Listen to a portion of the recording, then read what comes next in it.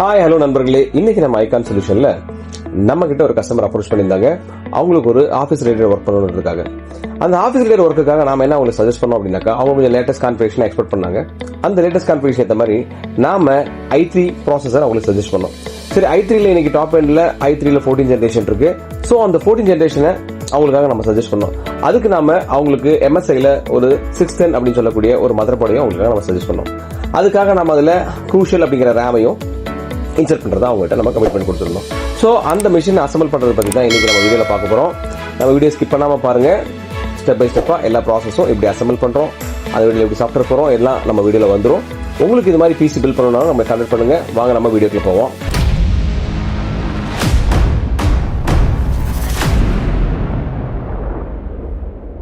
இந்த சிபியூக்காக நாம ப்ரிப்பேர் பண்ணிருக்க mother board MSIல Pro H610ME DDR4 அப்படிங்கிற மதர் போர்டு, இன்டெலுடைய Core i3 14100 14 ஜெனரேஷன் ப்ராசஸர், நம்ம க்ரூஷியல்ல 8GB DDR4 WD500GB NVMe, ஆன்டிஸ்போர்ட்ல Eco 400 அப்படின்னு ஒரு சீரியஸ். இதுக்காக நாம ஆன்டிஸ்போர்ட்ல SI10 அப்படிங்கிற ஒரு மாடல் கேபினெட்டை யூஸ் பண்ணியிருக்கோம். சாம்சங்ல 22 இன்ச்சஸ் ஒரு மானிட்டர் சஜஸ்ட் பண்ணியிருக்கோம். வாங்க இந்த மதர் போர்டு ஸ்பெசிஃபிகேஷனை பார்த்துருவோம். இந்த மதர் போர்டில் Intel core i14 13th 12th இந்த ஜெனரேஷன் எல்லா ப்ராசஸருமே சப்போர்ட் பண்ணும். இந்த சிபியோட சாக்கெட் LGA 1700. இந்த சிபியோட சிப்செட் 610 சிப்னு சொல்லுவாங்க. எக்ஸ்பென்ஷன் ஸ்லாட் இதுல அப் டு 4 இருக்கு. இதுல PCI இன்டர்ஃபேஸும் இருக்கு. இதோட memory support 2 dual channel DDR4 type RAMs. அப்புறம் ஸ்டோரேஜ் பாத்தீங்கன்னா Gen 3 அண்ட் Gen 4 2 NVMe இதுல சப்போர்ட் பண்ணும். இன்புட்ல என்னென்ன கொடுத்திருக்காங்கன்னா, HDMIல VGA, USB, PS2 and then USB 3.0, அதுக்கப்புறம் ஆடியோ ஜிகாலானும் சப்போர்ட் பண்ற மாதிரி கொடுத்திருக்காங்க. இந்த ப்ராசஸர் ஸ்பெசிஃபிகேஷன் நம்ம பார்த்தலாம். இந்த ப்ராசஸர் பாத்தீங்க அப்படின்னாக்கா LGA 1700 சாக்கெட் இதுல யூஸ் பண்ணிருக்காங்க. இதோட cache memory 12MB cache memory, நல்லா பெர்ஃபார்ம் பண்ணக்கூடிய ஒரு ப்ராசஸர் பேன், அதையும் சரியான அதுக்கான போர்ட்ல அதை பிக்ஸ் பண்ணிடணும். இந்த மதர் போர்ட்ல நாம க்ரூஷியல்ல 3200 MHz உள்ள ஒரு ரேமை பயன்படுத்த போறோம். அதுக்கப்புறம் நீங்க ரேமை எப்பவுமே பிக்ஸ் பண்ணும்போது அதுல இருக்கக்கூடிய இந்த சென்டர் கட்டை மெஷர் பண்ணி எக்ஸாக்டா பிக்ஸ் பண்ணணும். ராங்கா போட்டீங்க அப்படின்னாக்கா உங்களுடைய ரேம் ப்ராப்ளம் ஆயிடும். ஸோ ரேம் ஷார்ட் ஆயிடுச்சுன்னா டிஸ்பிளே வராது. நெக்ஸ்ட் நாம NVMe இதுல இன்சர்ட் பண்றோம்.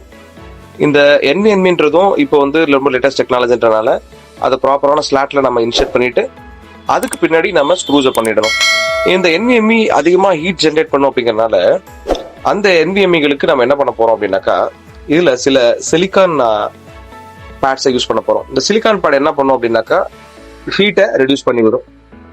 அதுக்கப்புறம் மறக்காம அந்த பேக் பேனல்ஸை சரியான முறையில் இன்செர்ட் பண்ணணும். அப்பதான் மதர் போர்டை சரியா ஃபிக்ஸ் பண்ண முடியும். ஸோ பேக் பேனலையும் நம்ம சரியா இன்செர்ட் பண்ணிட்டோம். மதர் போர்டுக்கான ஸ்க்ரூஸ் அவங்களே ப்ரொவைட் பண்ணியிருப்பாங்க. அந்த ஸ்க்ரூஸை எக்ஸாக்டான பிளேசஸ்ல அந்த பெட்ல நம்ம அந்த மதர் போர்ட் ஸ்க்ரூவை ஃபிக்ஸ் பண்ணி முடிச்சிடணும். தென் ஃபைனலா SMPS இன்செர்ட் பண்ணணும். அதுல ஆல்ரெடி நம்ம எல்லாமே பண்ணிட்டோம்.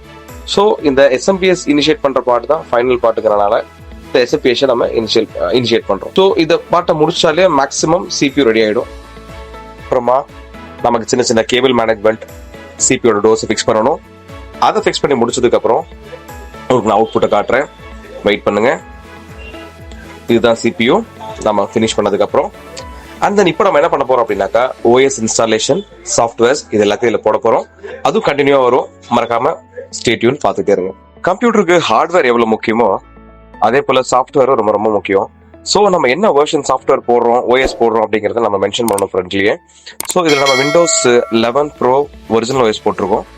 ஸோ அதோட சின்ன சின்ன இன்ஸ்டாலேஷனுக்கு அப்புறம் வரக்கூடிய செட்டிங்ஸை ஆன் பண்ணி ஆஃப் பண்ணிட்டோம் அப்படின்னாக்கா அது நம்ம பிசியை ரெடி ஸ்டேட்டுக்கு கொண்டு வந்து நம்ம கையில கொடுத்துரும். ஸோ அதுக்காக நாம இந்த சின்ன சின்ன செட்டிங்ஸை பண்ணிட்டு இருக்கோம்.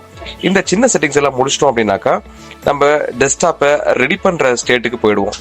அதுக்கு உண்டான டிரைவர்ஸ் எல்லாத்தையும் அதோட அஃபிஷியல் சைட்ல லோட் பண்ணணும். ஸோ அதை லோட் பண்ணி முடிச்சதுக்கு அப்புறம் final state.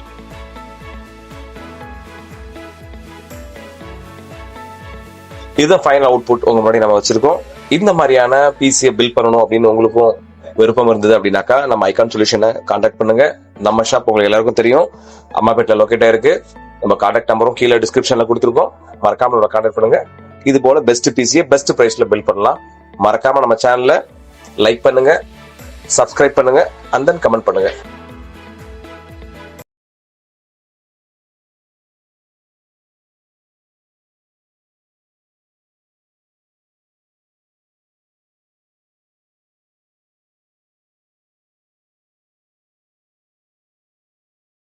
Thank you guys.